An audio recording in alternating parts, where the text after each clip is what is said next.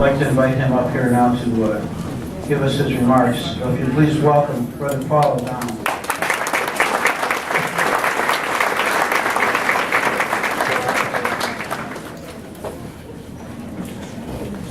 On March 20th of 1991, I walked into the emergency room at the Hennepin County Medical Center in Minneapolis, Minnesota, to check on the condition of my friend, Brother Michael Gaworski. And I was met by an emergency room crisis counseling nurse and a physician. And I asked the question if he was going to live. And they said, "We don't think so. He's gravely ill. If he does live, he will be a vegetable for the rest of his life." At this time in my life, I had already been involved in the Right to Life movement for about 18, 19 years. So my friend, who was created in the image and likeness of God, had his humanity taken away and was being compared to as a head of lettuce, or a stalk of celery, or a carrot. Brother Michael, at that time, had developed a rare condition. It's not unheard of, but it was a bacterial pneumonia that spread very rapidly into his lungs, causing him the inability to breathe, and then causing his heart to go into cardiac arrest. And when I found him, he was clinically dead.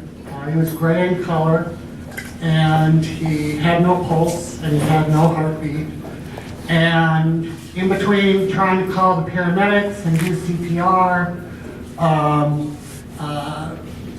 a long period of time, I don't remember how long, it seemed like a long time, but it was probably just minutes. He went without oxygen. The paramedics were finally able to come, and they were able to revive him. He was in a coma for about a week, and then they said he progressed to this, what doctors call a persistent vegetative state. In other words, vegetable. From the very beginning, I had been involved in the pro-life movement since 1973. I started when I was Colin's age, about 13. And I started by giving a speech contest. So I became involved in a very, very young age. And I knew about abortion, I knew about euthanasia, I knew about infanticide, I knew what was going on in the Netherlands, but I had never realized the extent that anti-life forces had infiltrated into not only our public, but our private and our Catholic hospitals, nursing homes, and institutions. That somehow people were sold a bill of goods that once you had this particular classification, it meant you were somehow subhuman and your life had no value. And so for 12 and a half years, I was Brother Michael's advocate along with other brothers, and literally, we did have to fight for his life. I was told many times by the doctors, we are perfectly comfortable not treating him when he had a urinary tract infection. Anybody who's had a urinary tract infection in this room knows how painful that is, and to let someone go through that is cruel. And they were perfectly comfortable not treating him because he was in this so-called vegetative state. Many a times, we were denied physical therapy or access to him. Many times we had to fight for special medications, not anything extraordinary, just simple things that sometimes insurance wouldn't cover. So we had to fight for his life, and we did. And he lived for 12 and a half years being cared for at home by my community, the Franciscan Brothers of Peace. And during that time, we began to come into contact with other families that had people in a crisis situation. Either it was a car accident, or a diving accident, or some complication during surgery in which people were faced with making choices about their loved one's condition. And unlike abortion, where today we have so many crisis pregnancy centers around the country, there was nowhere for people to go to get help if all of a sudden you had somebody with a traumatic brain injury and had to make a decision. And a lot of the establishment tried to dehumanize Brother Michael and others like him by calling him a vegetable or vegetative state, in the same way that one of the components we had legalized abortion happen here in the United States is anti-life forces like Dr. Bernard Nathanson started to refer to the preborn child as a mass of cells, a blob of tissue, a pimple on the body. This was the early things that they said about the preborn child so that it would not be human. And if it's not human, then it's okay to kill. And that's also what's happening with this diagnosis of vegetative state. The British Journal of Medicine found that 40% of the cases of people classified in a vegetative state were misdiagnosed. Now imagine capital punishment, the electric chair. If we were electrocuting 10 criminals and 4 of them were perfectly innocent human beings, America would be outraged. And this diagnosis is completely subjective. They also don't know things about the brain and how it can work. But finally, things are coming to light that weren't available at the time of Terri Schiavo. When we talked about the brain regenerating, and we had doctors that looked at Terri Schiavo's brain and said this was happening, they were laughed at as being kooks. Today, there are scientific studies that the brain can regenerate. When we talked about people being in vegetative states, like when I was dealing with Brother Michael, you know, the doctors would say, oh, that's just reflex action. They don't really know what's going on. And I was convinced that Michael knew what was going on. But here, just in the last couple weeks, a young man that went into a vegetative state at the age of 12 in South Africa, now living in London, was in a vegetative state for 2 years. He wasn't aware of what was going on. But then in a vegetative state for 10 additional years, but remembers everything. He was aware of everything that went on. Even when his mother was whispering in his ear, "It's okay, I'm praying for your peaceful death." He understood the grief she was going through, but he wanted to live. And I would encourage you all, as soon as it's available, to go out and get the book, Ghost Boy. Because many, many people in this condition are very much aware. Sometimes people have an idea that if you're in this so-called vegetative state, that you're just lying there looking up at the ceiling all day long. Brother Michael laughed, he cried, he followed the dogs around the room. Terri Schiavo received Holy Communion every Saturday night. She was not in a vegetative state. She was probably more in a minimal conscious state, but she was very much alive, very much alert, and responded to her mother, especially when he went in the room. And our priest, Monsignor Milanowski, gave her Holy Communion every Saturday night. And yet the press and the media made it seem like she just was incapable of doing anything. She was neglected for more than 10 years, warehoused in a nursing home, without any physical therapy. Even any slightest joy, like carolers going through the hall, were denied access to her room. This came to light for most people in the year around 2000. Terri had her feeding tube removed. It was reinserted after three days. And then it came to light again as we went through the court battles in 2004 and 2005. I first became aware of the situation after Brother Michael died in 2003. And Bobby Schindler, Terri Schiavo's brother, was at a National Right to Life convention where I was speaking. And he showed me a video clip of Terri. And when I saw her and I saw her reacting, I saw Brother Michael, and I knew I had to get involved. And so I went down to visit the family, first for spiritual support, and then to help them with the press and the media and all kinds of other things. I have to make a little bit of disclaimer here that I know there are good priests, and I know there are good physicians and good attorneys and people in the healthcare industry. But I want to share with you, there are some people that aren't so good, and that what happened to Terri Schiavo was like a perfect storm. When you refer to that in weather, it's like the humidity's right, the clouds are right, everything comes together and creates a perfect storm. There were so many things going on.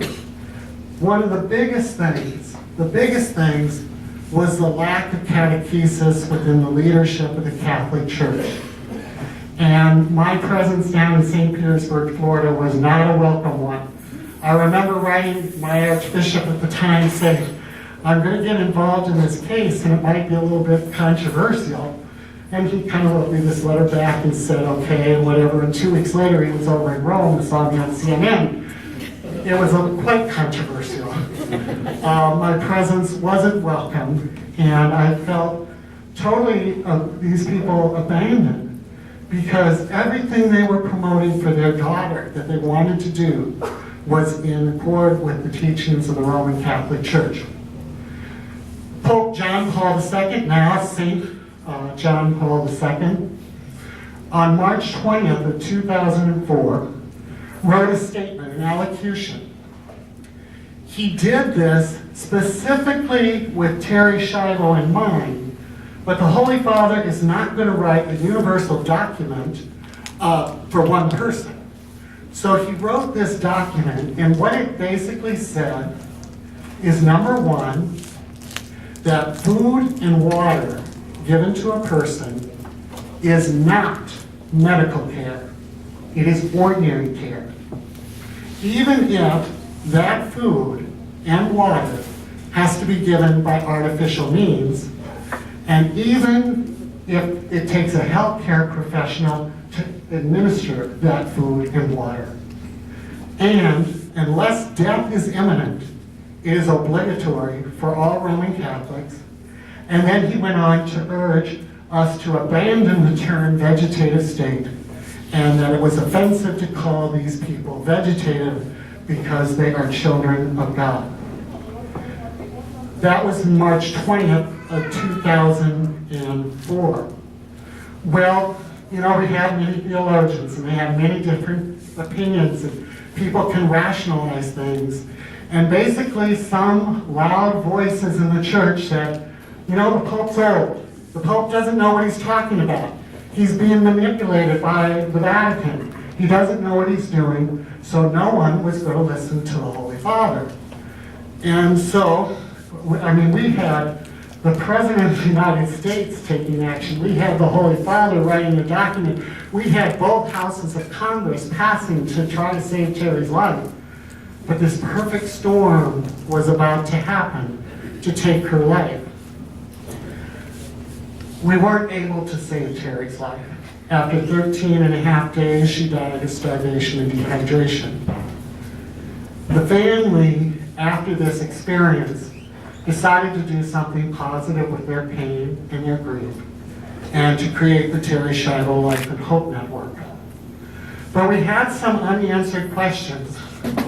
And so in May of 2005, after Terri's death, she died on March 31st, we traveled to the Vatican and we went to the Sacred Congregation for the Doctrine of the Faith. And we met with officials there and told them everything that we tried to do for Terri and what public statements we were making. We also gave them what we were going to be doing with Terri's Life and Hope Network. And we also gave them a long list of documentation of dissenters from the church preaching other misinformation. And we made a request of them to the Holy Father to reaffirm Pope John Paul II's March 20th allocution. So this was in May after Terri's death. At the same time, because a lot of people didn't understand, especially Catholics, what was going on and why people didn't speak up, and there were a number of reasons, but people didn't speak up. The bishops of the United States wrote the Sacred Congregation of the Doctrine of the Faith, asking the question a slightly different way. They asked, if a person is in a vegetative state, do we have to give them food and nutrition? And the answer came back, yes. And then the second question is it obligatory? And the question came back, yes. That was it.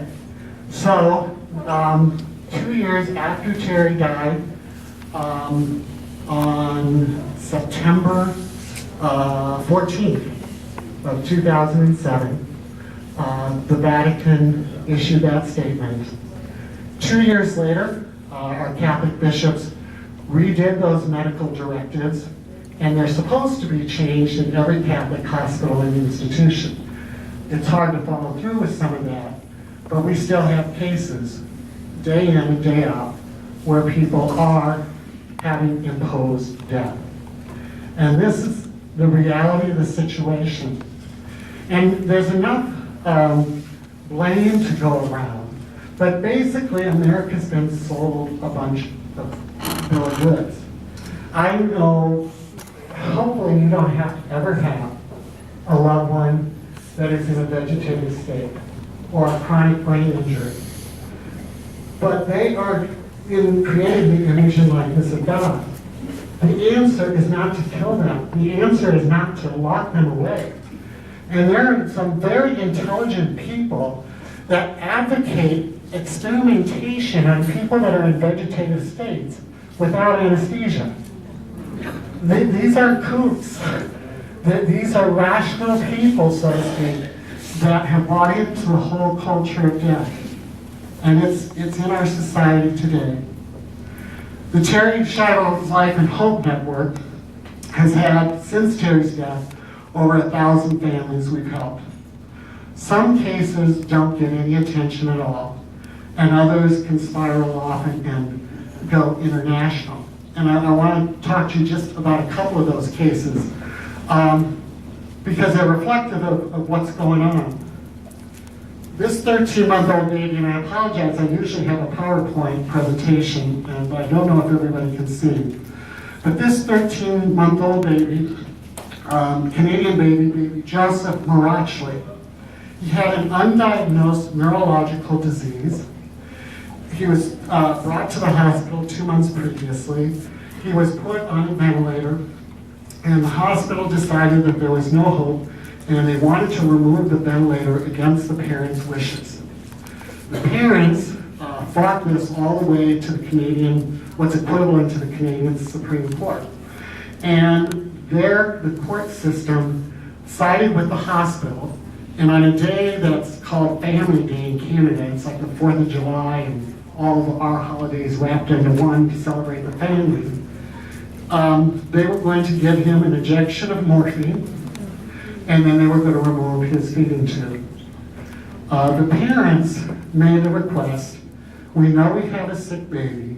We want to bring him home to die at home. We want him to have a tracheotomy and to be weaned off the ventilator. This was not an irrational request. They had a daughter previously that had this neurological condition, and that's what they did. They weaned her off the ventilator, they brought her home, and she died surrounded by her family. This is what they wanted.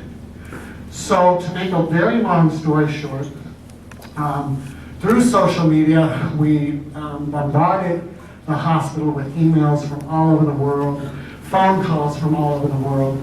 We were able to eventually, under armed guards, we were able to get baby Joseph into a private jet and fly him to Cardinal Glennon's Children's Hospital in St. Louis, Missouri. At that time, one of our great pro-life heroes, Dr. Paul Byrne, looked at the baby, got the baby treatment. They were surprised at how great he looked, considering the other hospital sounded like he wouldn't even survive the flight. And we were able to wean him off the ventilator. He was breathing on his own. He went home, where he spent the last 5 months of his life with his family, with his mother and father and siblings, and died when God wanted him to die, and not by active euthanasia. In this hospital in Canada, the hospital had to rename its name because it got so much bad publicity, so I'm not sure what they call themselves now, but it was the London's Children's Hospital. The doctors came to the parents and said, "We always win. We always win." And baby Joseph's family, they saw other babies being euthanized. And when you're emotional and you're under stress and you have a sick child, people are very vulnerable. And sometimes they want the easy way out. But the answer is to give people support, to give people love, to give people encouragement, and not to kill them. We had another case, Brendan Flynn. Brendan was 21 years old. He was in a car accident with another person. The passenger he was with was ejected 40 feet from the car, killed, he died. Brendan was in, quote, a vegetative state. The doctors told his mother he had 0 chance of recovery. And if he recovered, he would be a vegetable, and he would have to spend the rest of his life in a nursing home. Brendan's mother fought for his life for months and months and months. Finally, he started to have some cognitive recognition. He eventually made a full recovery with the exception of a slight speech impediment. He went into rehab where he met a young woman who was, I think, 19 or 20 at the time. She had been hit by a car, went into a coma, came out of the coma, went through physical therapy, and they met together in physical therapy. They were both Catholic. Oh. Okay. Out of 40 years, that's the first time.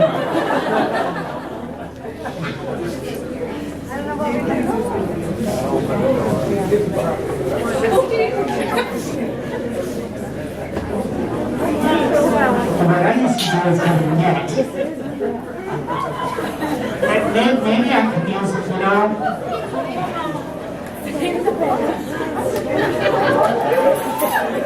If you have any dead flies in your pockets, please feel free to throw them up in the air. Birds, you're never going to believe this. Well, you know, I always say that what we're dealing with is spiritual attack. And when I look at a bat, I always think of Satan.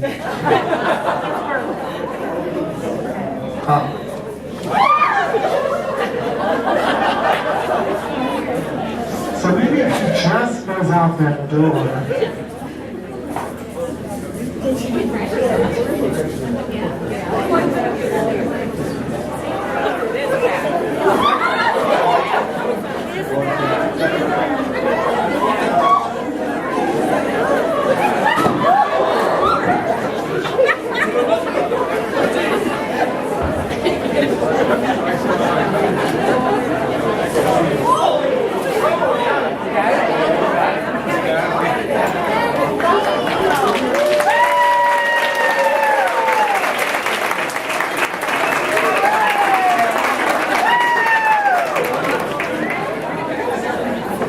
Brandon and Nicole. They both met in rehab, had a baby, and 2 weeks ago they told me that they were expecting their second child. I do a lot of work with the Catholic Medical Association, so I'm glad some of you affiliates are here.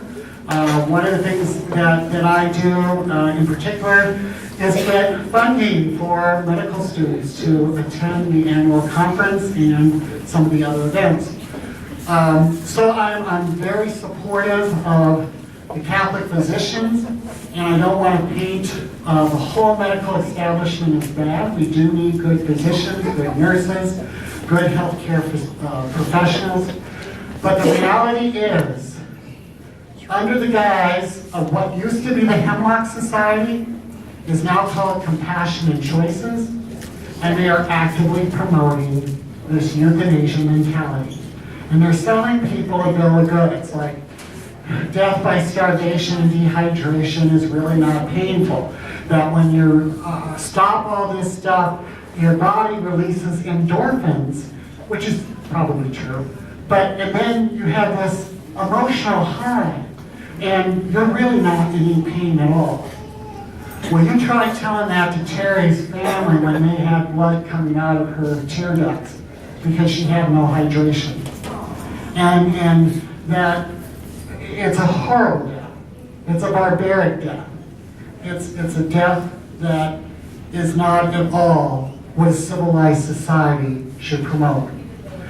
Another friend of mine is very involved in the Catholic Medical Association. He was the chief of surgery at United Hospital in St. Paul, Minnesota, and also worked at St. Joseph's Hospital. After hearing Pope John Paul II's March 20th, 2004 allocution and seeing Brother Michael, had to admit that maybe the Roman Catholic Church had a little bit more knowledge and wisdom than the American Medical Association. And he had to realize that he had counseled patients wrongly and had to forever live with that and change. And that's what we have to do. Many people, whether it's caring for your mother or your father or your sister or a loved one, you make decisions with the best knowledge you have. Fact of the matter is we were more educated by Hollywood and the media than by the church. But now the church has made that clear, and you and I as practicing Catholics need to follow that. I want to briefly just share with you about my mom and dad, because I do this every talk I give, especially on this. My mom and dad lived in an assisted nursing home. My mom came home one day and there was a red dot on the door. She asked my dad, "What's that dot for?"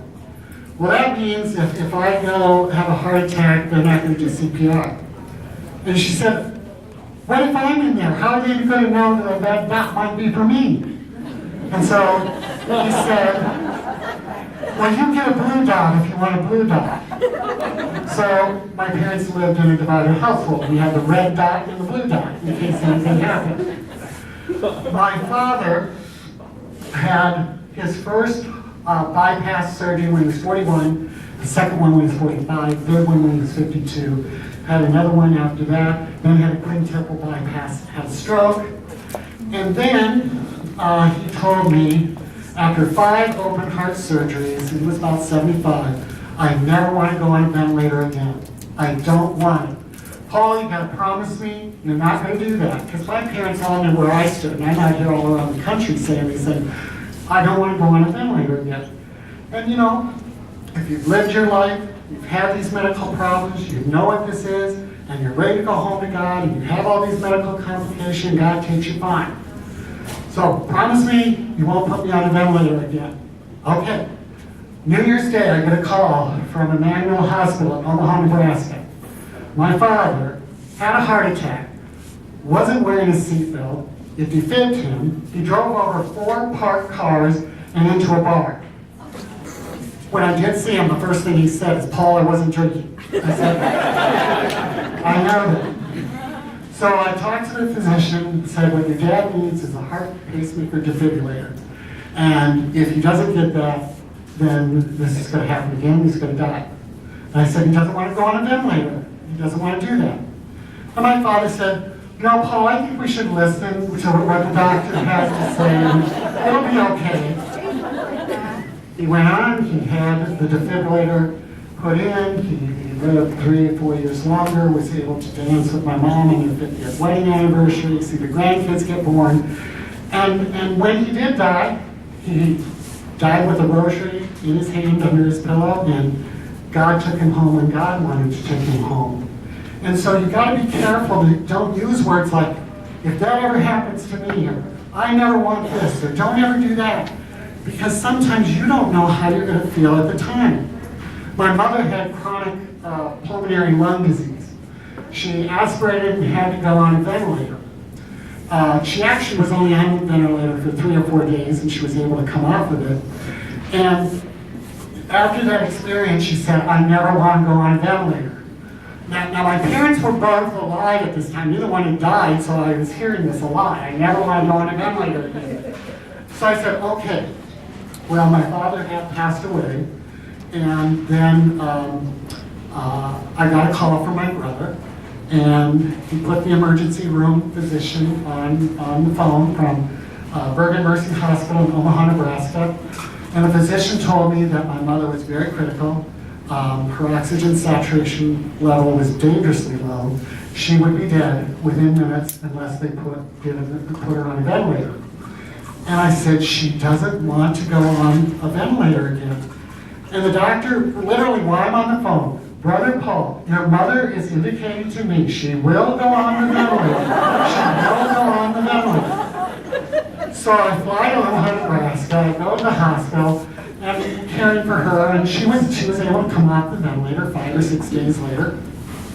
And we're sitting there watching television, and all of a sudden she turned to me and she said, you know, when they told me I only had 2 minutes to live, I changed my mind.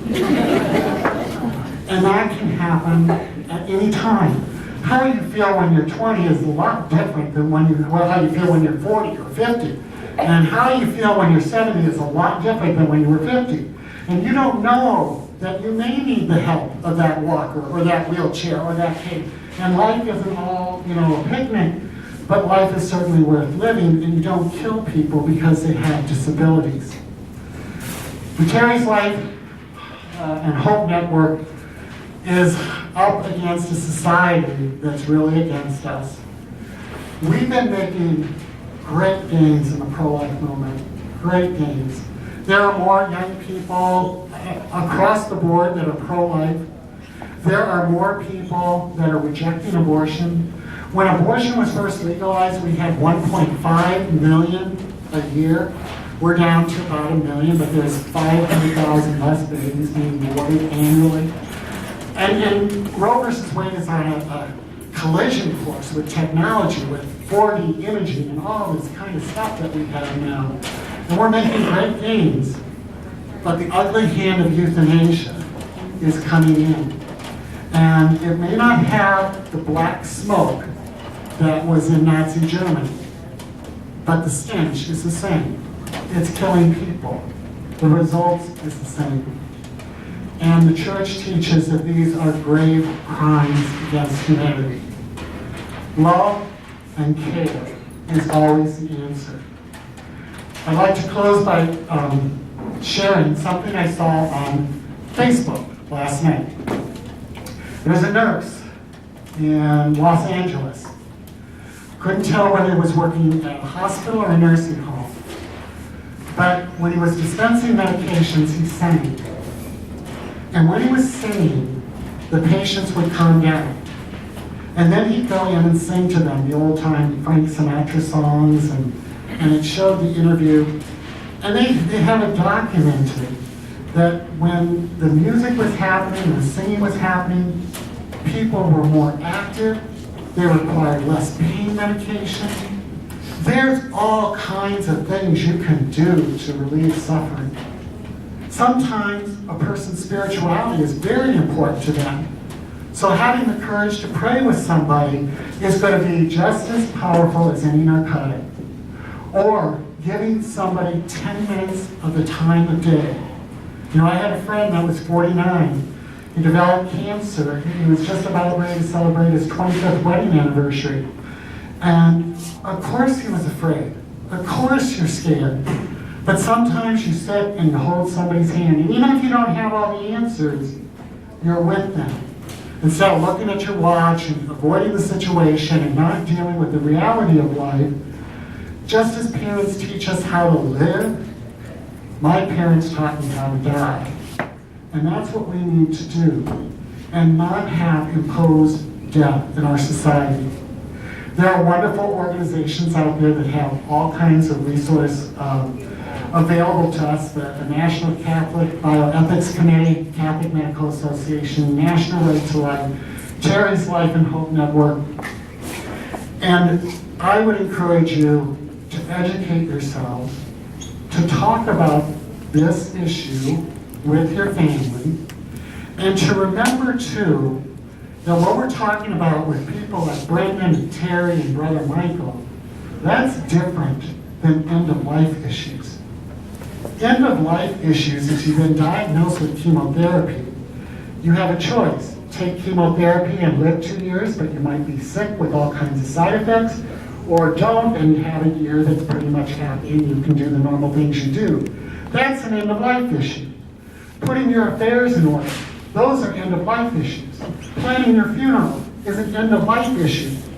Caring for a sick parent is not an end-of-life issue, it's caring for a sick parent. Or caring for a disabled child is not an end-of-life issue, it's caring for a disabled child. And they're just as precious in the eyes of God as you and me. So I encourage you to be ambassadors of life. Obviously, by your being here tonight, despite the bat and everything else, you're committed to this cause. And I realize I'm in the presence of a lot of people doing a lot of great work. But I would encourage you to do more. To do more. To take one step more. To go one step farther. To keep going and advancing the cause of life. And we will win this battle. We don't know what the future holds. We don't know if we'll have full success in everything we do. But as Mother Teresa said, the Lord isn't asking us for success. He's asking us for faithfulness. He's asking us for fidelity. And that's what we need to do, is to bear the light of truth and hope and build a culture of life. And I hope you will join me in doing that. Thank you. Amen.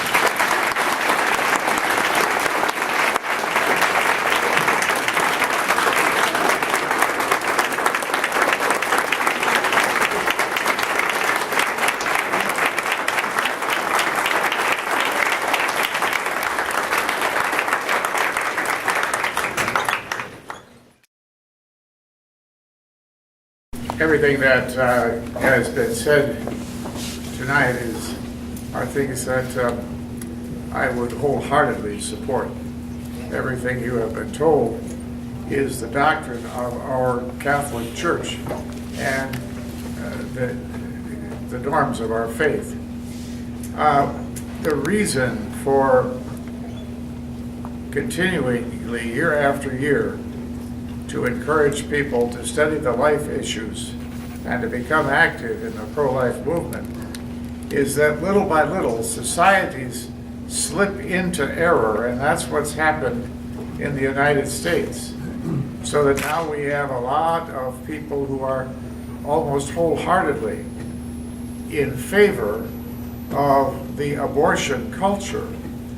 But, as one of the speakers intimated, if you ask people in the United States how many people are against abortion, 64% against abortion. When asked, they say it's wrong. It either should never be, or in a couple of restricted cases it should be. So what we are being sold, I don't know by whom or by what influence, but the truth is not available to our people unless we look for it. And that is why year after year we have these observances for pro-life. And it's good for you and me and all of us to re-educate ourselves again and again and again to what the principles of our faith are. We believe that God is the author of life and its Lord, and we follow him and none other. A lot of goodwill, people of very goodwill can be sold a bill of goods by the scientific branches, the medical profession and all that. No. The issue is, of course, human life, what it is. It's God's gift. God gives it when He wants, and God takes it away when He decides. And we have to make that not only our faith, but also our practice.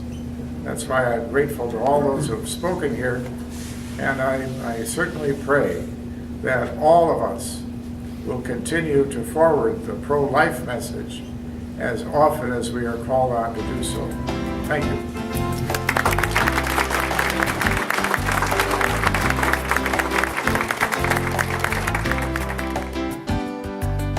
Do you believe in God the Father? Yes, Lord, I believe.